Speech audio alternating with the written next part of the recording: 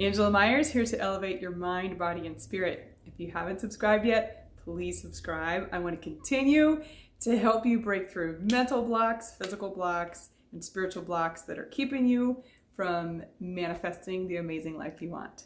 Today I want to challenge you on something. We are living in a cancel culture. And so much of this help self stuff that I see out on Instagram or Facebook or these little memes have to do with cutting out negative energy from your life, chopping people off, removing people, unfriending people, unfollowing people. And it makes sense rationally, logically. If something doesn't feel good, we move away from it. I'm here to challenge that concept and say, what if you allowed yourself to own your trigger? Meaning that person said something that triggered in you a feeling, whether it's anger, disgust, irritation, maybe it challenged you, maybe it rubbed you the wrong way. Do you realize that's the way that we develop self-awareness? Not from running away from our triggers or only putting people in our life that don't trigger us, but by allowing us to honor our triggers and say, like, why does that challenge me so much? Why does that make me so angry? Why does this person rub me the wrong way? What a great gift. That's iron sharpening iron. I challenge you, for anybody that you've thought about canceling, deleting, unfriending, unfollowing, leave them up there. And the next time they post something that just rubs you the wrong way, pull out that journal and start to explore yourself. What is it that I find so challenging about this concept? Why does this make me so mad? Like, what is it about yourself? What a great tool to understand yourself and what your beliefs are. Pull out some of those limiting beliefs. A lot of times when there's something we really hate about another person, it's something we hate in ourselves.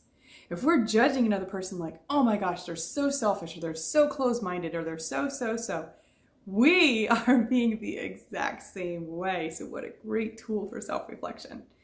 So the next time you think about chopping somebody out or unfriending or unfollowing them, don't do it. Sit in the challenge. Sit in your discomfort. Sit in your anger, whatever, and train yourself to be able to handle it and use it as a tool for self-reflection.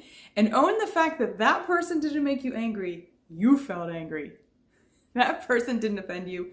You felt offended. Why did that offend you? Why did that make you angry?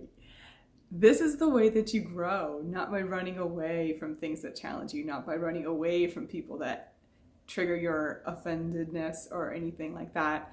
We're living in a society that is trying to get us to take ownership for people's feelings, meaning, I'm sorry that I offended you. Gosh, let me change how I approach this, instead of allowing ourselves to take ownership for why it is that we are offended.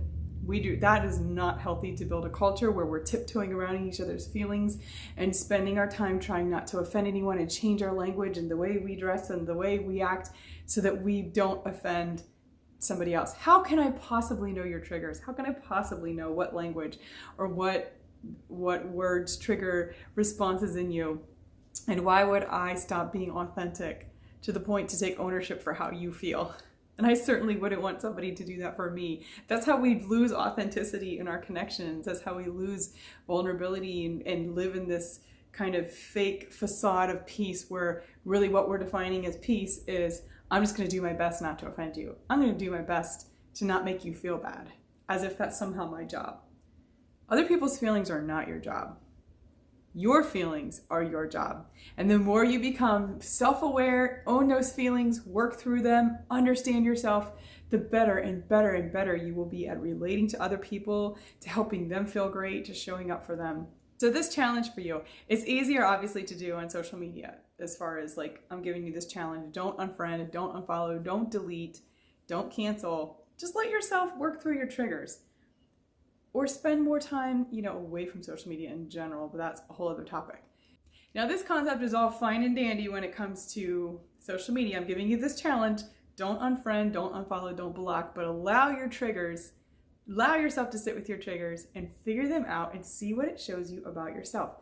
What is it in them that you're judging or hating or disliking or angry by that's probably laying somewhere deep in yourself that you've rejected or pushed away? So again, self-awareness. Now, this is easier said than done in social media. It's a lot harder when it's somebody in our life, either a family member or a close friend or somebody that we work with. The same concept applies, meaning instead of looking at that person and judging them, they are toxic, they're unhealthy, they have bad energy, to look at yourself again with the trigger. Now, as far as canceling, obviously it's easier to leave somebody on social media because you have more control over that interaction. If it's someone in your real life, rather than sever the relationship or completely walk away, unless you are being harmed physically or verbally and emotionally harmed, I would never want you to stay in a situation that is harming you. However, if it's a situation that's just triggering you, that's different. And we don't want to build our life only allowing people in it that make us feel good and only allowing people in it that don't cause us to be triggered, because we're not really dealing with ourselves then. We're just propping up life in a way that we don't have to deal with it because we always get people that make us feel good. The reality is, if you really want to grow and truly own your light and your darkness, you're going to need those people that bring out that side of you that you don't like, so that you're aware that it's there and you can work through it. Does this challenge you? I am putting responsibility on you because I want you to grow. And the more ownership, the more time, effort, and ownership you take of your own personal mastery and leadership of yourself, the better you're going to show up in every single area of your life, including your relationships. So don't try to build a life that only lets you feel great and nothing ever triggers you or makes you upset. Build a confidence in yourself that you can handle any trigger situation, that you can handle any event, that you've developed enough self-mastery, enough awareness of your own emotional responses that you have the confidence to show up anywhere and live your truth. Subscribe, leave me a comment, share this video with anyone that you think would benefit from these concepts, and have a great day.